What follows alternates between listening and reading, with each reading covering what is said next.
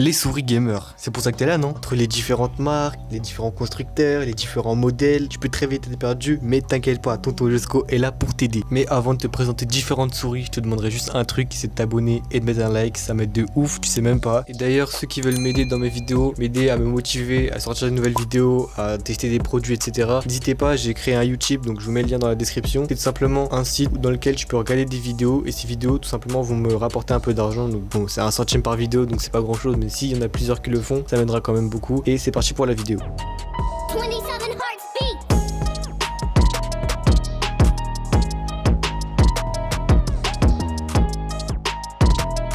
Bon, avant de rentrer dans les détails un peu plus techniques, je voulais d'abord te dire, si tu ne sais pas déjà, qu'il y a plusieurs types de grip. Donc c'est la façon avec laquelle tu vas tenir ta souris. Il y a claw, palm et fingertip. Donc voilà, moi je te conseille déjà de prendre une souris qui va vraiment correspondre à ce que tu vas faire avec. Tu vas me dire que c'est un peu compliqué et t'as raison, parce que quand t'as pas la souris dans la main, c'est un peu complexe de savoir si elle va bien rentrer dans ta main, si tu vas vraiment être confortable avec ou pas. Mais bon, moi ce que je te conseille, c'est d'aller à la Fnac ou à Darty, même à Leclerc ou Carrefour, ils vendent des souris. Enfin, il y a des souris qui sont en expo quoi. Donc tu vas là-bas, tu la prends vite fait, tu fais quelques clics et tu vois si elle te va bien, juste simplement. Et après voilà, comme ça tu pourras être sûr que la souris sera convenue à ta main. Une fois que tu sais ça, une fois que tu as testé la souris, ou même si tu n'as pas pu la tester, c'est pas grave. Il y a un autre facteur qui rentre en jeu dans le choix d'une souris, c'est sa taille. Bon, franchement, moi j'ai pas vraiment fait très attention souvent quand j'étais des souris à si elle était convenue à la taille de ma main ou pas. Mais bon, pour certains ça peut toujours être utile de savoir si la taille lui convient. Donc voilà, après il n'y a pas de taille basique, je peux pas vous dire quelle taille rentrera mieux dans votre main. Mais il faut savoir que la meilleure souris, c'est pas celle qui sera plus grande ou celle qui sera plus petite, c'est vraiment celle qui va le mieux rentrer dans votre main. Ensuite, il y a un autre facteur aussi, c'est le poids. Donc le poids de la souris. Moi franchement, je préfère utiliser des souris qui sont un peu plus lourdes, je trouve ça plus confortable, mais bon, il y en a qui préfèrent qu'elles soient plus légères pour faire des grands gestes ou quoi. Donc voilà, moi je vous mets quelques modèles. De toute façon, il y aura plein de modèles dans la description, hein. N'hésitez pas à checker si vous cherchez une souris. Il y aura plein de modèles, tout qui est bien expliqué dans la description avec chaque modèle, chaque prix, etc. Tout est en description. Je vais pas vraiment présenter beaucoup de modèles dans la vidéo, mais bon,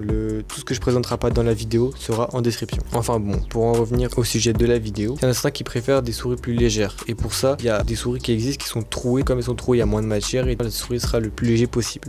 Après il y a d'autres souris comme la Logitech G502 que j'ai en tête, qui est ma souris personnelle d'ailleurs, et qui est vraiment excellente, dans laquelle vous pouvez changer le poids. Vous avez des poids qui sont compris dans la boîte et vous pouvez les ajuster, en enlever certains, en rajouter d'autres, et ça c'est vraiment un confort. Donc voilà, si vous préférez avoir des souris lourdes, vous pouvez, il y en a certaines dans lesquelles vous pouvez changer le poids. Ensuite il y a le DPI, mais bon, ça c'est pas vraiment un critère de choix d'une souris. En tout cas, si vous prenez ça comme critère, bah en fait le prenez pas tout simplement, parce que si vous voyez une souris qui va jusqu'à 16 000 DPI, jusqu'à 14 000 DPI, il y en a qui le font et il y en a qui disent ah ouais, ma souris va attendre DPI plus que toi, donc ma souris est meilleure. Mais non, c'est totalement faux. Une souris, c'est pas sur le DPI que ça va jouer, donc la qualité de la souris, c'est pas sur le DPI qu'on va la constater. En plus, je connais vraiment personne qui utilise une souris jusqu'à 16 000 DPI. Moi en tout cas, je vais grand maximum à 5 000 DPI et je trouve encore que c'est vraiment beaucoup trop. Donc le DPI ça compte pas, franchement ça compte pas. Mais par contre, un point qui compte vraiment, c'est le capteur de votre souris. Alors il y a différents types de capteurs. Les plus répandus, c'est les capteurs laser et les capteurs optiques. Les autres c'est un petit peu vieux. Les différences entre les deux, c'est que le laser, ça va envoyer un laser sur votre bureau ou sur la surface sur laquelle est posée la souris. Et comme c'est un laser, il sera compatible avec plus de surfaces, donc vous pourrez poser votre souris un peu partout. Elle sera compatible avec à peu près toutes les surfaces. Et en plus, c'est un petit peu plus rapide que les capteurs optiques, car comme c'est un capteur optique, comme son nom le dit, ça va prendre une photo de la surface et la renvoyer à la souris, donc c'est un petit peu plus long. Mais bon, honnêtement, moi j'ai jamais vraiment fait attention à la différence entre les deux. Après, s'il y a des pro gamers ici, voilà, hein, une souris laser sera mieux. Moi honnêtement, j'ai jamais fait attention. Par contre, un point sur lequel j'ai toujours fait très attention en choisissant une souris, c'est le nombre de touches qu'elle embarque. Donc voilà, donc ce qui est important, c'est surtout le nombre de touches, mais un peu plus que le nombre de touches, c'est surtout la position des touches, car si les touches sont mal placées, bah ce sera pas vraiment optimal. Donc voilà, choisissez vraiment une souris qui vous correspond, sur lesquelles vous savez que vos doigts se placent automatiquement, ou alors sur lesquelles c'est plus rapide de placer vos doigts, ou enfin vraiment une souris avec laquelle vous êtes à l'aise. C'est ça en fait le plus important. Et voilà, en tout cas moi je vous conseille, si vous faites du gaming, de pas, même si vous faites pas de gaming en général, prenez toujours une souris qui a au moins 2 macros sur les côtés, donc sur le pouce droit, ouais c'est ça, c'est le pouce droit, parce que juste 2 clics et une molette, bon en 2020 c'est un petit peu léger, voilà. Après un autre point qui rentre en jeu, c'est si vous êtes gaucher ou droitier. Donc s'il y a des gauchers qui regardent cette vidéo, honnêtement je sais pas comment vous utilisez votre souris, mais moi en tout cas je sais que la plupart des gauchers utilisent leur souris de la main droite, donc les souris ambidextres, bah ça fonctionne pas vraiment, sauf pour les gauchers qui utilisent vraiment leur souris de la main gauche, mais c'est quand même une minorité au niveau des gauchers, car même les gauchers utilisent leur souris de la main droite pour la plupart. Donc voilà, mais il y aura quand même quelques souris ambidex en description si ça vous intéresse. Après, il y a les souris professionnelles, donc celles qui vont servir plutôt pour le travail, pour la bureautique, pour tout ce qui est créatif, Photoshop, montage, etc. Je pense que la marque qui fait les souris professionnelles les plus abouties, c'est Logitech, car franchement leurs souris professionnelles sont top.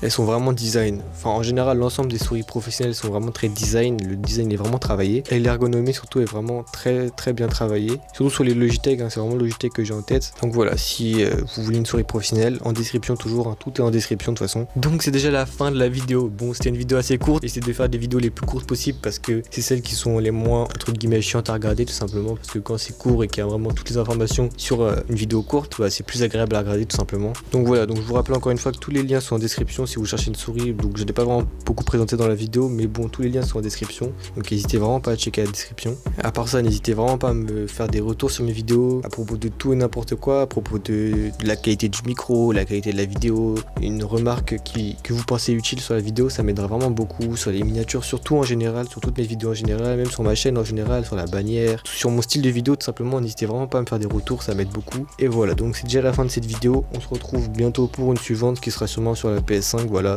et salut les gens.